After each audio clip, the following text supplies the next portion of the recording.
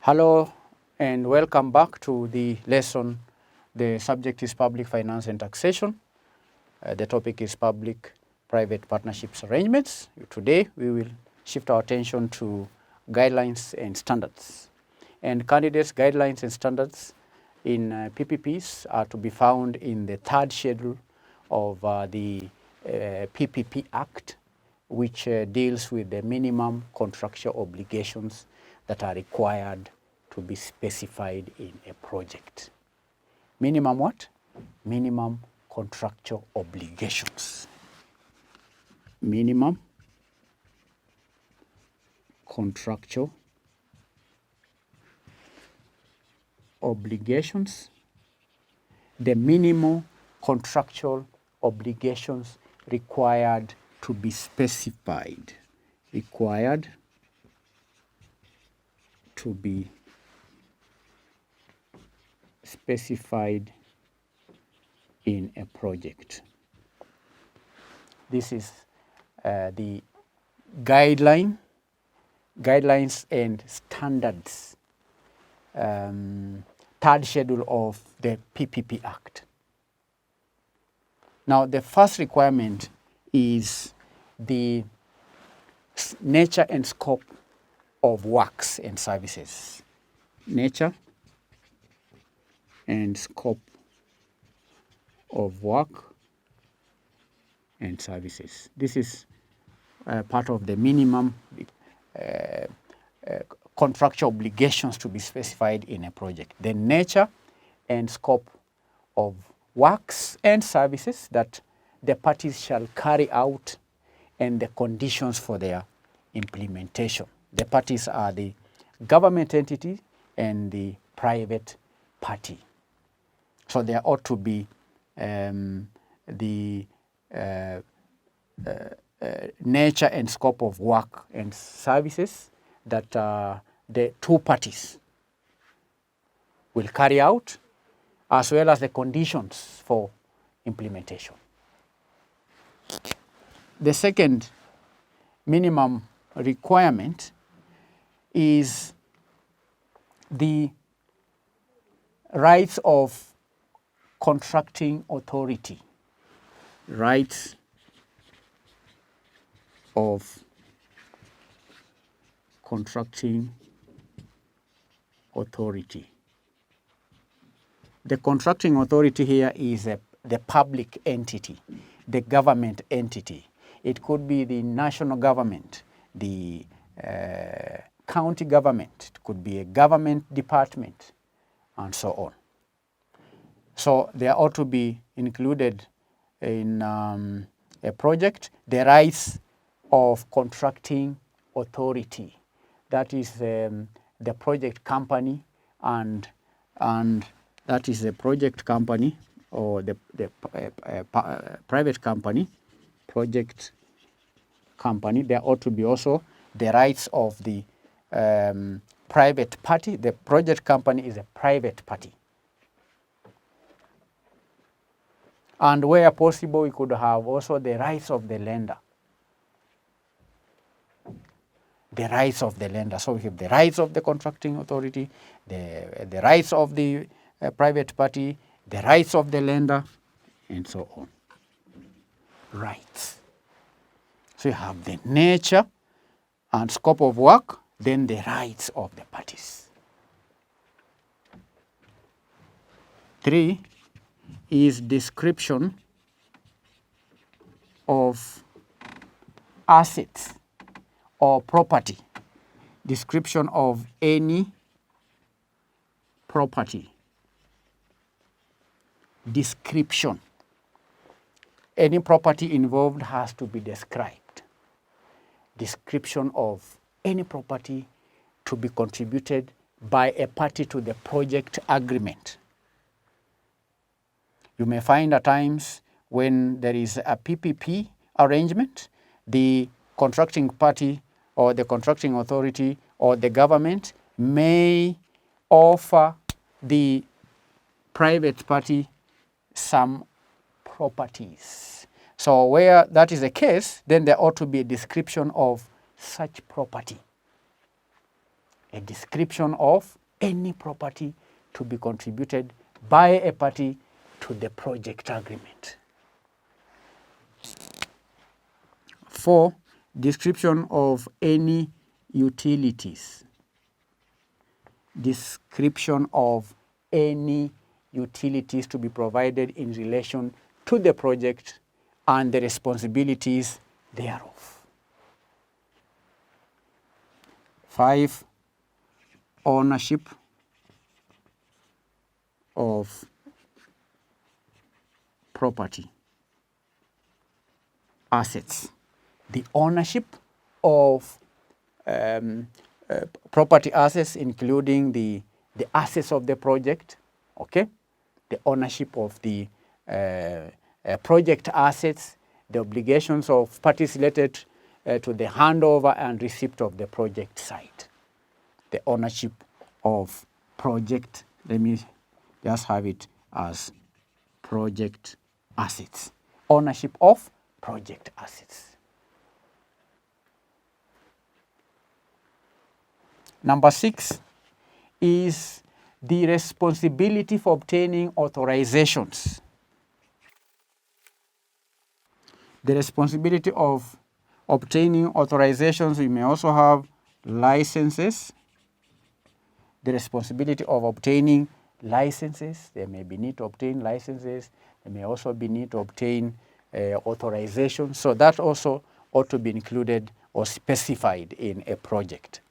Who is responsible for obtaining licenses? Who is responsible for obtaining permits? Who is responsible for obtaining approvals? There may be need, for example, to get county approvals from the county government, approvals from the national government, licenses from various authorities. It has to be specified in the project who is responsible for obtaining authorizations, licenses, approvals, and so on.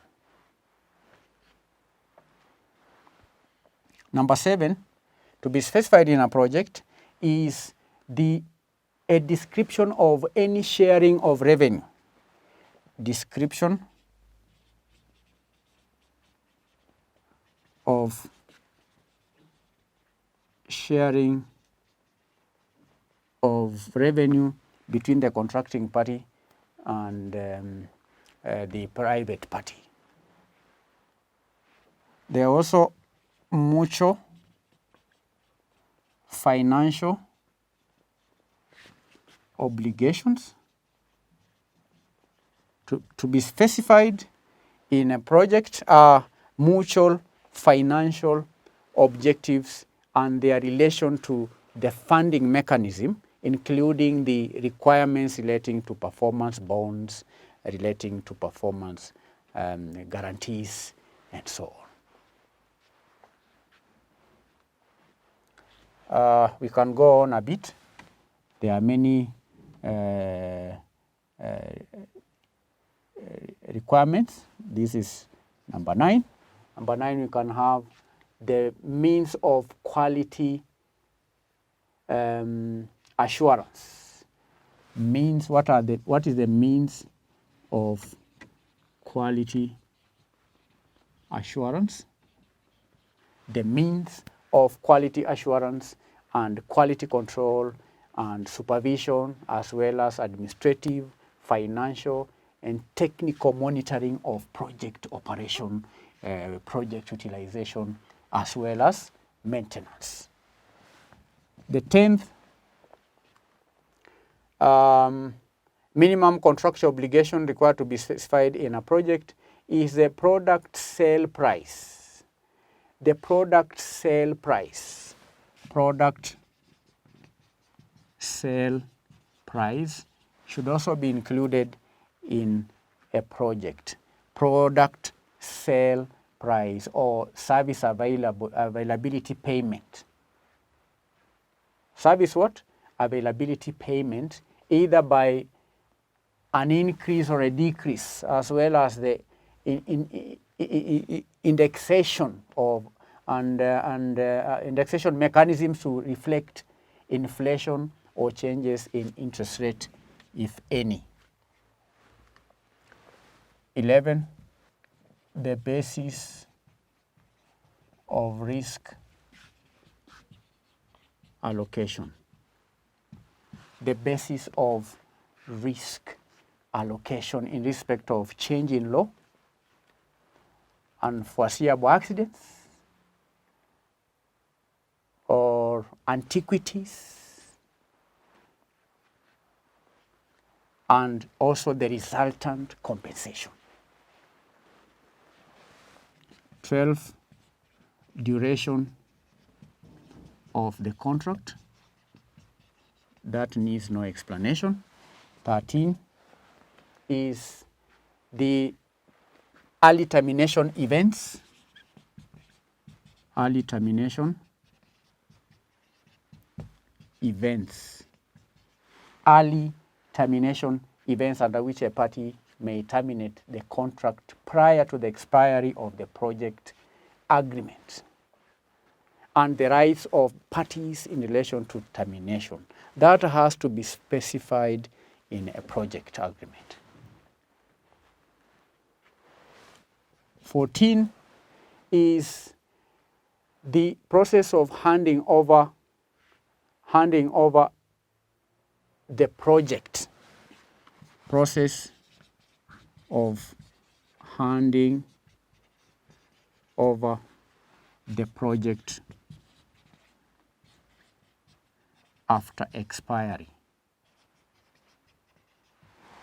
Process of handing over the project after expiry,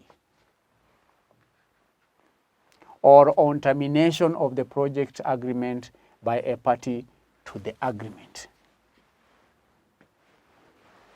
15, mechanism for dispute resolution.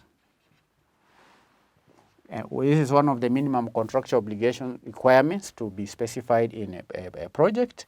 That is mechanism for dispute resolution, including resolution of disputes by way of arbitration or any other amicable dispute resolution mechanism. 16, events giving rise to compensation.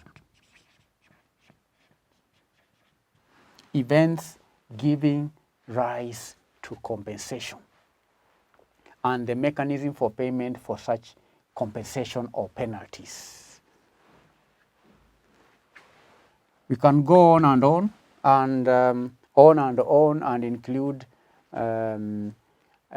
performance securities required when undertaking a project. We can add the appointment of independent experts.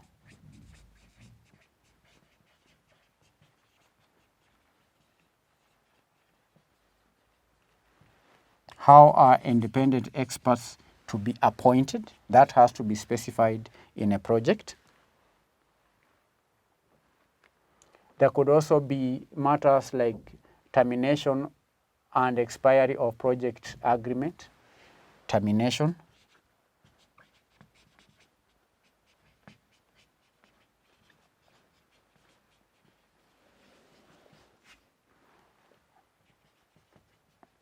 The termination and expiry of project agreement. How is it to be terminated? When does it expire? So all that ought to be included in a project. So these are 18 among the many other guidelines and standards, minimum contractual obligations, and required to be specified in a project. And that will mark the end of the lesson. Make sure you go through the lesson one more time. These are guidelines and standards. The first one we said is nature and scope of work and services. Number 2, rights of contracting authority the rights of the project company or the government. This is the government entity, and this is a private sector, private party, and lenders, the rights, the description of any property. And number 4, we identify the description of any utilities. Number 5 is ownership of project assets. Number 6, and so on and so on. Go through the lesson one more time. God bless you. I'll hope to see you in our next session, where we are going to cover the establishment of public-private partnership unit in the National Treasury. National Treasury, yes. That is establishment of public-private partnership unit in the National Treasury.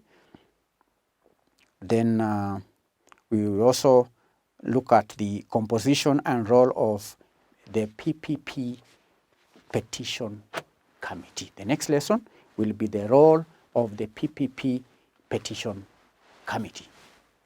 Bye.